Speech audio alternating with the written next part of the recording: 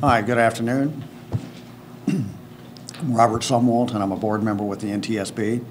And I realized that we were later than we had said we would originally be. And the reason for that is around 4:30 we started getting some news about interviews and some other things that we felt that were important for you to know about. So we delayed it so that we could report that information to you. We've interviewed 3 crew members today, and I want to point out, I'm going to recapture some of the things that they have said, but I want to point out that these crew members have been traumatized through this accident that they were in, and they've not fully recovered from their injuries. We did interview the engineer today. Has been widely reported, he's 32 years old. He had his FRA, Federal Railroad Administration, required physical just last month. Our investigators found the engineer to be extremely cooperative. He was accompanied by his lawyer, which is not at all unusual. And the engineer encouraged us to contact him again, if we needed anything else. So again, we found him to be extremely cooperative.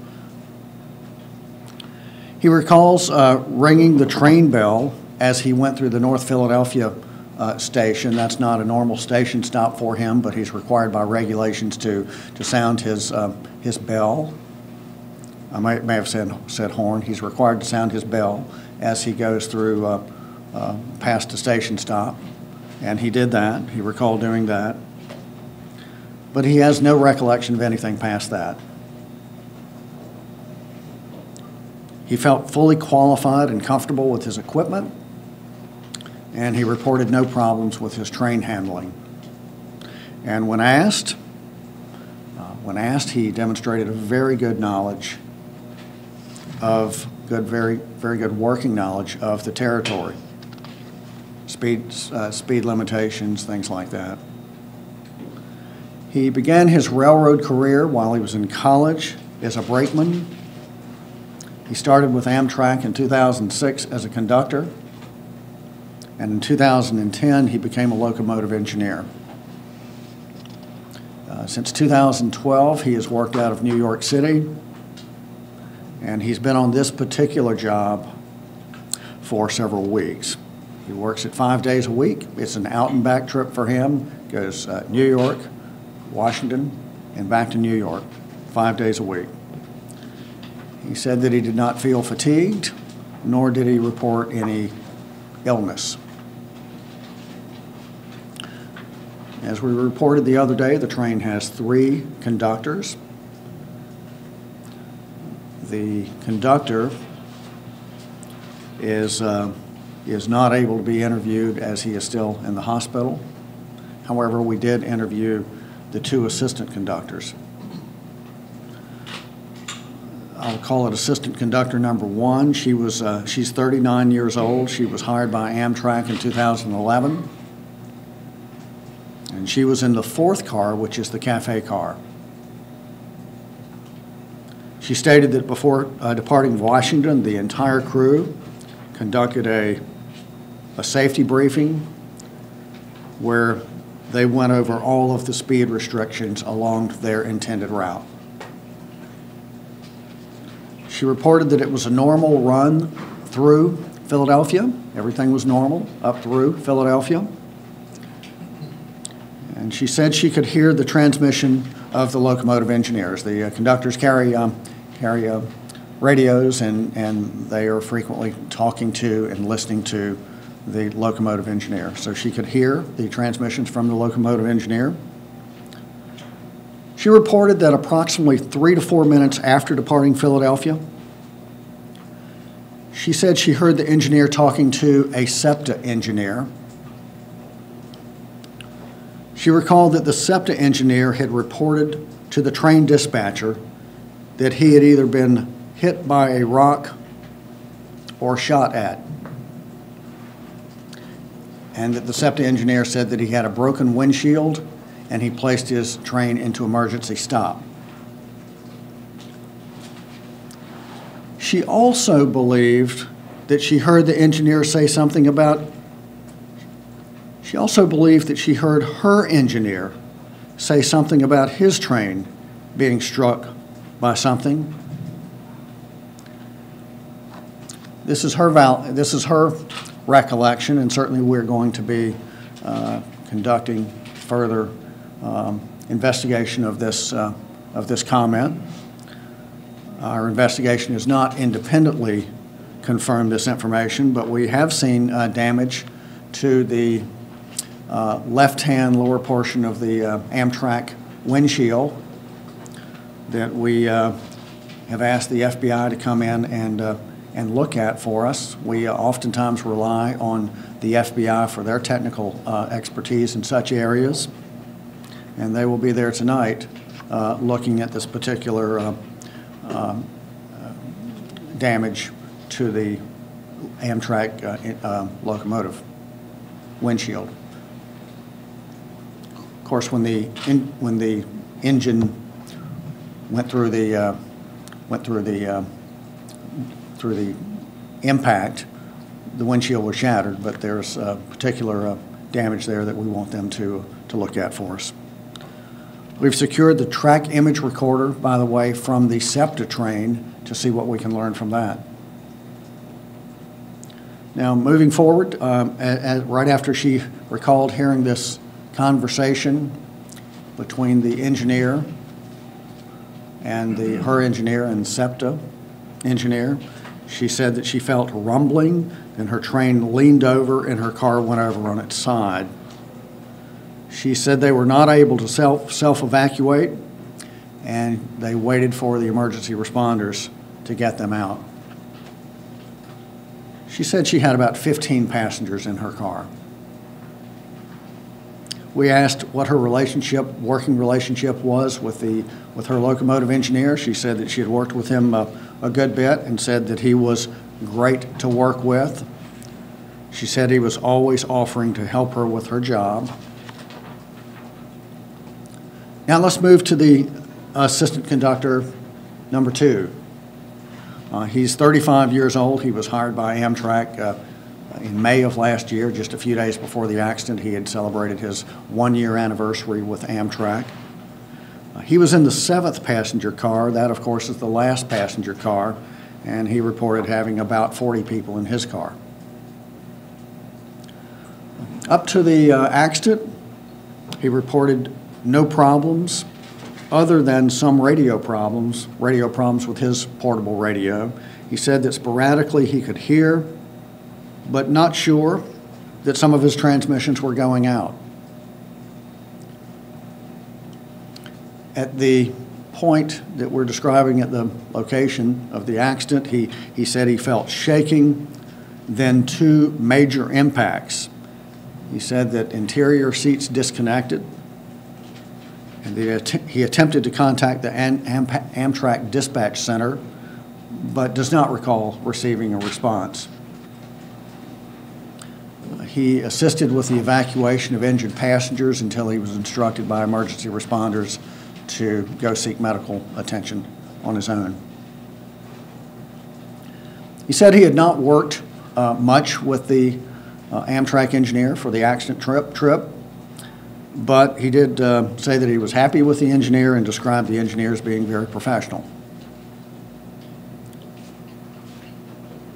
So what we've just described is the information that allowed us to delay the press conference so that we could report that information to you. We've got some other investigative activities that we'll fill you in on what's been going on. We've mentioned through the week a 3D laser scanner. We have done a 3D laser scanning of the locomotive interior and exterior. We've scanned an exemplar passenger car so that we can compare the exemplar passenger car to the damaged cars. And we've also documented interior safety features in all cars. We'll continue, we've continued the testing of the signals and the signal circuitry. Basically, as the tracks are being rebuilt, our signal specialists are going along to check the continuity of the signal circuitry. Over the weekend, we plan to reassemble the train set as much as we can to put it back together, connect the brake lines, and conduct a brake test, and that will take several days. Over the course of the last few days, some of you have asked, well, what would we do if we could not talk to the engineer, and how would we resolve it? And one of the things we've called for in the wake of a fatal train crash in 2008 where 25 people were killed, including the engineer, the NTSB issued recommendations for forward-facing image recorders and inward-facing image recorders. So something that would get a video and audio image of what's going on inside the locomotive cab, as well as the outward-facing cameras. And of course, this train did have an outward-facing camera. We also feel it's important to have the inward-facing cameras. The FRA, that recommendation was issued in 2010 when we completed our investigation of that accident out in Chatsworth, California. And the FRA has replied that they do intend to act upon that recommendation. There's a lot to be done. I think over the last few days we've gotten a lot done. But this will be our final press briefing on scene. Future information on this accident will be coming from our press office in Washington, D.C. And in just a moment I'll ask Peter to explain that process. But basically I think you can follow us at our webpage, www.ntsb.gov, and also follow us at Twitter. I think you know our Twitter handle is @NTSB. I want to emphasize that even though this is the final press briefing, certainly there is a lot of work that needs to be done and will be done over the next several days while our investigative team is here in Philadelphia. There's a lot that needs to be done and will be done. But anyway, that's the end of my prepared remarks. And if you would, please raise your hand. I'll call on you and identify your outlet. Yes, ma'am. New York Post. You said that his route is from New York to Washington and then back to New York. Yes. Was he coming back? That was his second journey of the day? He does. Was that his second journey of the day? That was his. The answer is it's one round trip. So he starts in the early afternoon. New York, Washington, back to New York. So it's one round trip. And how much time is between that? How much time is between that? We will have his schedule. I don't have it immediately in front of me, but as I've often said, we are here to get information that will go away with the passage of time. His schedule we can get next week, but we want to do things like train interviews and things like that, crew interviews. Yes, sir. This is Patrick Manning with Fox News. Other than any kind of human input into the throttle, what else could explain the acceleration of the train? Other than human input, what else could explain the acceleration of the train? The train does not have. I flew airplanes for a long time. We had airplanes that had automatic throttles.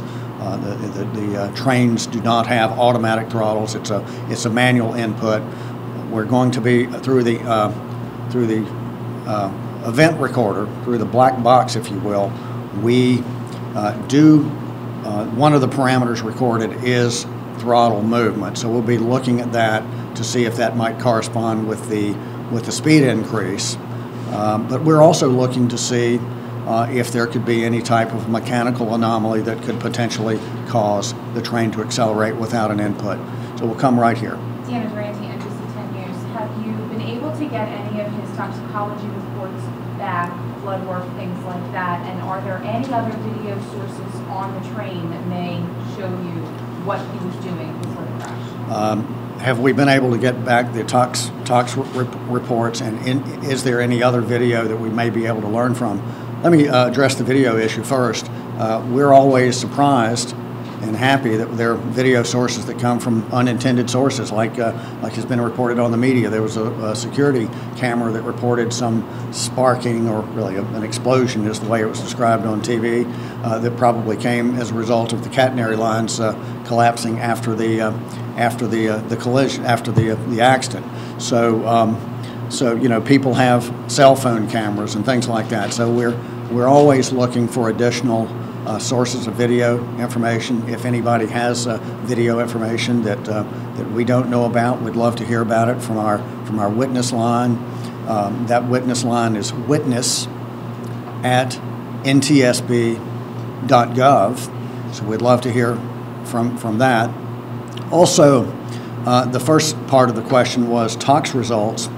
Let me say, first of all, I hear people talking about blood work. We do not, the NTSB does not request blood work. We don't do that. But by federal law, whenever there's a transportation accident involving commercial entities, by federal law, safety-sensitive transportation workers are required to perform drug and alcohol testing. That is done by the carrier, in this case by Amtrak. So Amtrak has conducted that in accordance with the regulations. At least that's the information we have at this time. That information is we take a split sample. Amtrak sends that to their independent lab. We send it to our independent lab in Oklahoma City.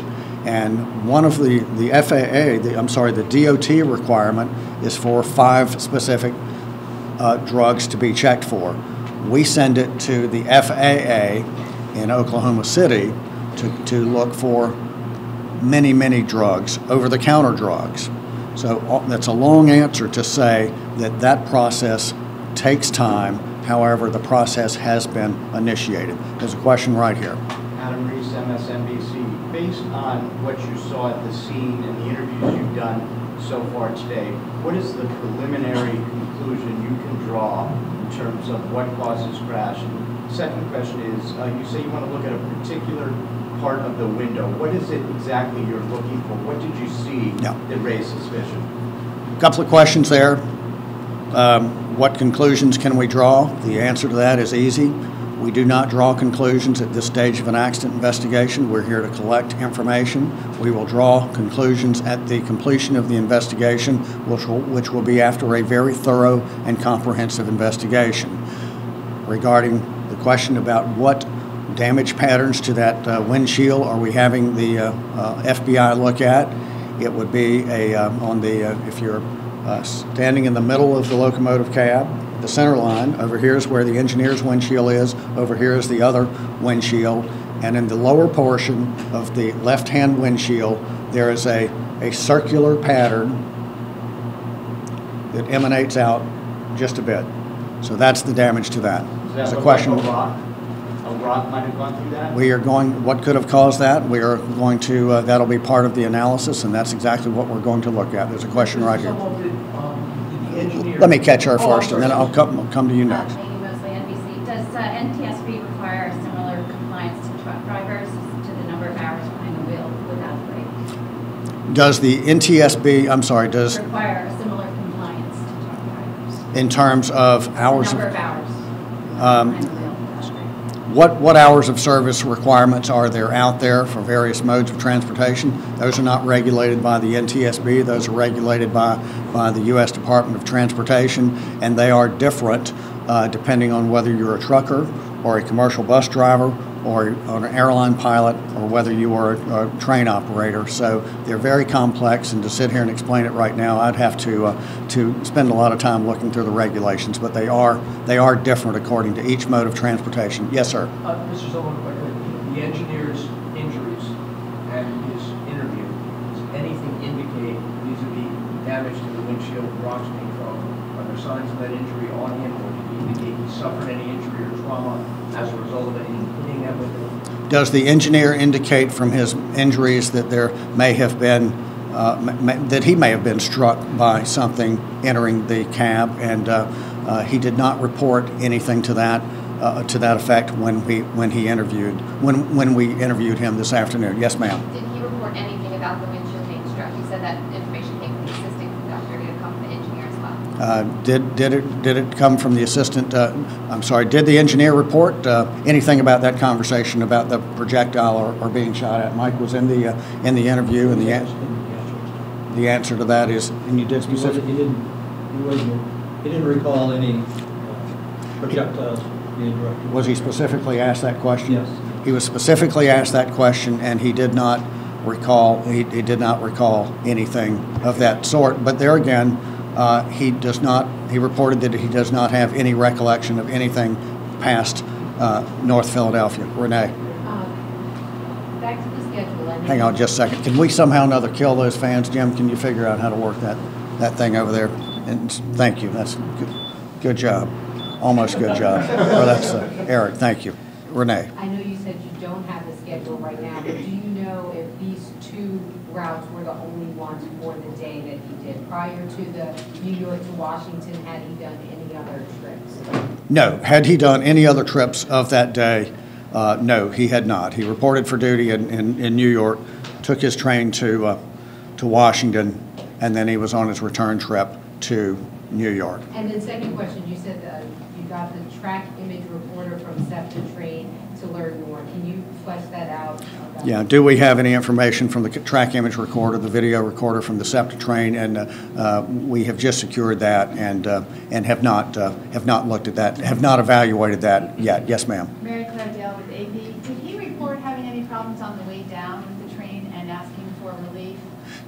Did he report having any troubles on the train going down? He operated a different train going down, and also he reported no fatigue throughout the day or any illness throughout the day. And no problems on the way down on the Acela? He had some technical problems on the train going down. It got in about 30 minutes late. All right, thanks. And did he operate the Acela, or was it one of the regions? I'm not sure. Okay, so just for the microphone purposes, he did apparently have some technical problems on the route down to Washington. And to follow up, if not reporting fatigue, did he report that was stressful, that he was frazzled in any way from that experience? I have no knowledge of him being frazzled as a result of being on time or being a little late. So we'll go right here. Eric, New York Daily News. The two-part question: the video. Is there any evidence of the video image, the forward-facing image on the train, to show any projectile? Have you seen anything like that? And just to clarify, the assistant conductor, when she said she overheard someone, she believed it was the engineer saying that someone may have thrown something at his train. Does she believe, in that context, did she believe it was at that moment he was speaking, or did she believe it was prior to that? Well, okay, so does the track image recorder from the Amtrak train reveal anything about anything being thrown at the at that train? And when we evaluated it yesterday, we did not see anything. We will, of course, we're very interested in this report. We want to learn more about it, so we will use all sources of information that we can to independently validate that. And the second part of your question, which I've already forgotten, was exactly what? The assistant engineer, you said, reported recalling her engineer saying that something might have struck his window as well. Was your understanding that she meant at that moment that they were speaking it happened, or it may have happened prior to that? So the sort of the time frame of things that she's recalling, believing that she heard the SEPTA engineer reporting to the Amtrak dispatcher that he had a broken windshield and thought that something had been either thrown at his train or being shot at. And then at that time, as according to her recollection, the Amtrak engineer stated that he had had something along the same lines. So we'll come right here. Yes, sir. Jonathan Meyer, Philadelphia Inquirer. At this point, do you guys have any other corroborating evidence about what may have been a projectile going through that windshield? So at this point, do we have any other information to corroborate a projectile or anything shooting at either of the trains? And at this time, we don't, other than the fact that we're having the FBI to go out and examine this fracture pattern in the windshield. And so this was just literally a late breaking news for us. Again, that's why we delayed the press conference. So, we just interviewed these people this afternoon, and so it's new information for us. And so we will use all available sources to independently corroborate that. Let's take one more question. Okay, and let's see, somebody we haven't called on. So, yes, sir, Wall Street Journal. Thank you. So just two questions. Can you guys, just to be clear about this, do you guys know yet whether or not the engineer himself was manually increasing the speed using the throttle? And Was the train's alerter system working? Did the brakes kick in automatically? Okay, so the question is, and I've actually answered the first question about do we know if the train the throttle was being moved, was being advanced manually. I've already answered that question.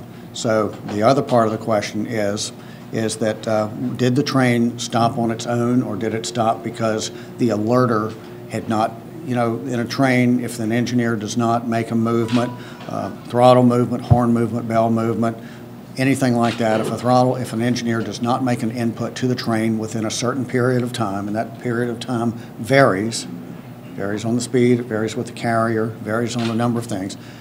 If the train does not receive an input, it will sound an alerter. If the engineer does not respond, the train will come to a stop.